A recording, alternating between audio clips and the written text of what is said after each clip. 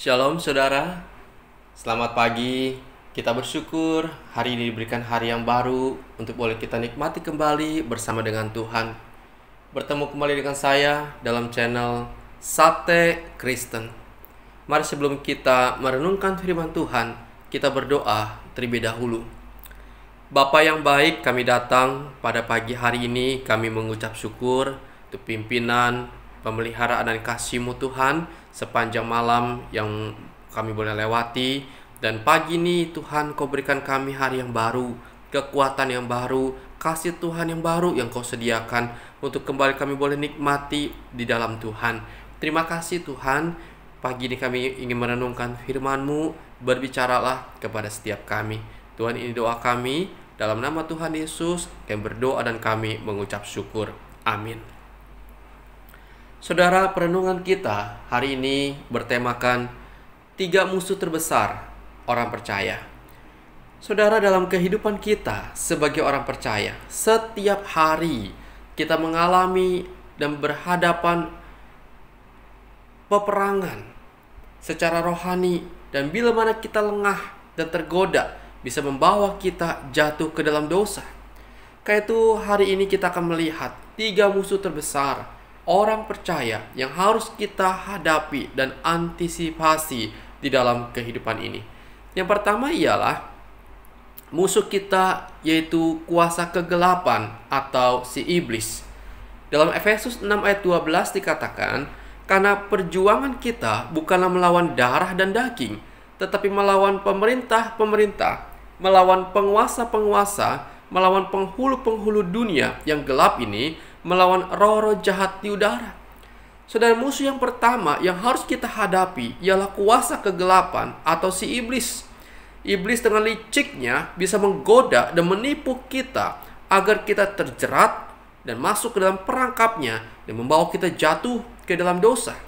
Saudara, iblis itu cerdik dan dia mempunyai strategi untuk menipu kita anak-anak Tuhan. Iblis memang tidak maha tahu, tetapi ia tahu lebih banyak daripada manusia. Ia tahu benar apa yang menjadi isi hati dan pikiran manusia.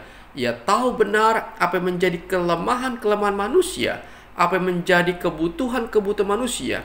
Ia sangat getol memperkenalkan kata kompromi kepada dosa yang abu-abu. Ia tahu benar bagaimana mengalihkan fokus seseorang kepada dunia dan kepuasan diri. Ia tahu benar bagaimana cara mengadu domba sesama kita. Ia amat pandai mengelola kemarahan menjadi kebencian yang mematikan. Iblis ingin supaya orang-orang percaya menjadi Kristen tetapi tidak mengenal Kristus dengan benar.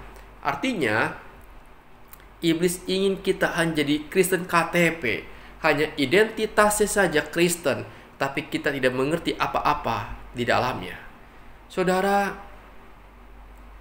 iblis musuh terbesar kita harus kita antisipasi dan harus kita hadapi agar kita tidak jatuh ke dalam perangkapnya dan kita hidup dalam dosa. Musuh yang kedua yang harus kita hadapi ialah peperangan dengan dunia ini.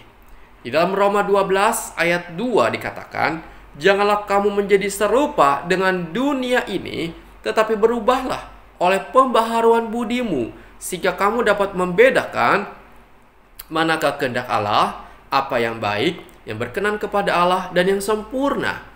Saudara, dunia yang kita tinggali ini sudah rusak karena dosa, di mana dunia ini selalu menawarkan kenikmatan yang dapat menggoda kedagingan kita, menggoda mata kita, dan membuat kita terbuai di dalamnya.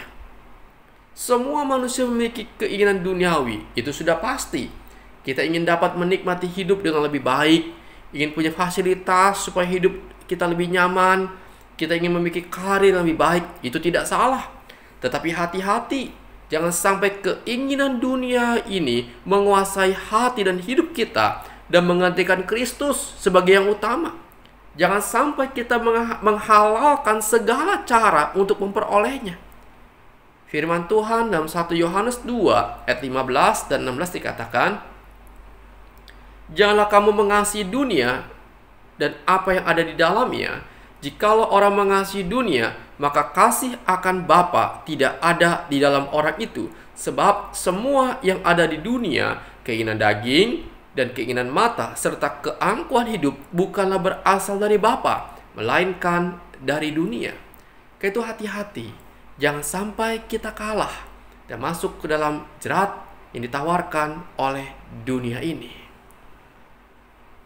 Musuh kita yang ketiga ialah kedagingan kita. Dalam Matius 26 ayat 41 dikatakan, berjaga-jagalah dan berdoalah supaya kamu jangan jatuh ke dalam pencobaan. Roh memang penurut, tetapi daging itu lemah. Rasul Paulus juga mengingatkan kita dalam Galatia 5 ayat 17, sebab keinginan daging berlawanan dengan keinginan roh, dan keinginan roh berlawanan dengan keinginan daging, karena keduanya bertentangan, sehingga setiap kali kamu tidak melakukan apa yang kamu kehendaki. Artinya apa? Di dalam tubuh kita ini, sebagai anak Tuhan saat ini, ada dua hal yang terus bertentangan atau berlawanan untuk taat kepada Tuhan. Tetapi juga kedagingan kita yang sudah dicemari oleh dosa selalu menggoda kita untuk jauh daripada Tuhan. Keinginan daging, Alkitab katakan diantaranya percabulan, kecemaran, hawa nafsu, penyembahan berhala, sihir, perseteruan, perselisihan, iri hati, amarah, kepentingan diri sendiri, roh pemecah, kedengkian, kemabukan, pesta pora, dan sebagainya. Terhadap semuanya itu, Rasul Paulus mengingatkan, hati-hati. Roh kita ini penurut, tapi daging itu lemah. Jangan sampai kita kalah dengan kedagingan kita, dikuasai oleh kedagingan kita, sehingga kita masuk dan jatuh ke dalam dosa. Saudara, itulah musuh terbesar yang harus dihadapi setiap saat oleh kita anak-anak Tuhan, yaitu iblis, dunia ini, dan kedagingan kita. Karena itu kita harus siap untuk menghadapinya dan mengantisipasinya. Apa yang kita lakukan?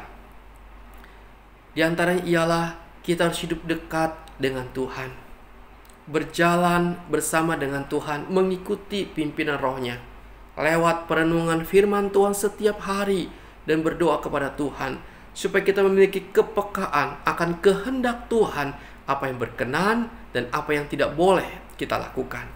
Saudara, jangan sampai kita lengah dan kita merasa hebat dan mampu melawan semua musuh-musuh kita. Tapi sebaliknya, andalkan Tuhan, minta hikmat dan kuasa Tuhan untuk menolong kita. Alkitab katakan, si iblis digambarkan seperti singa yang mengaum-ngaum, yang siap mencari dan menerkam kita.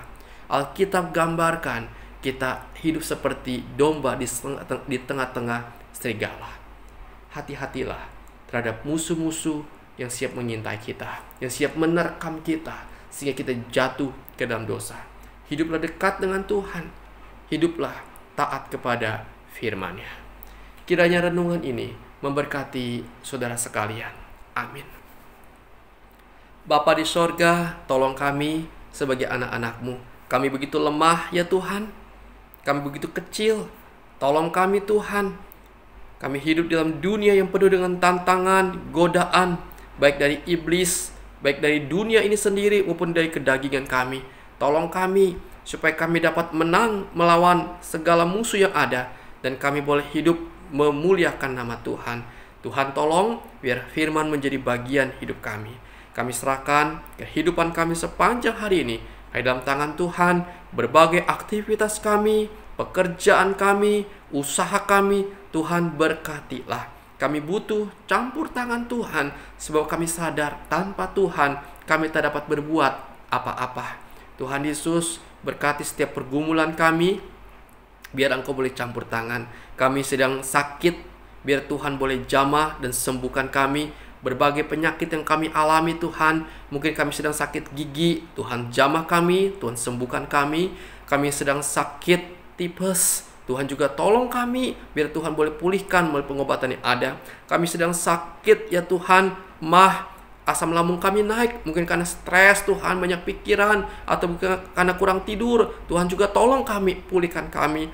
Kau Tuhan, Kau yang tahu sakit penyakit kami. Mungkin kaki kami sedang sakit Tuhan, mungkin kami ada diabetes ya Tuhan. Tuhan tolong, Kau juga boleh campur tangan, Kau boleh memulihkan keadaan kami. Tuhan tolong kami. Kami berserah sepenuhnya di dalam kehidupan ini hanya kepada Engkau. Bahwa kami tahu Engkau Allah yang baik, yang mengasihi setiap kami.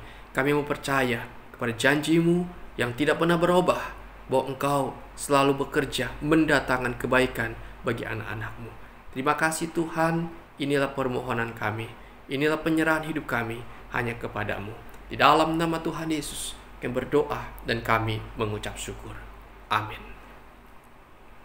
Selamat pagi saudara, selamat beraktivitas, dan Tuhan Yesus memberkati saudara sekalian.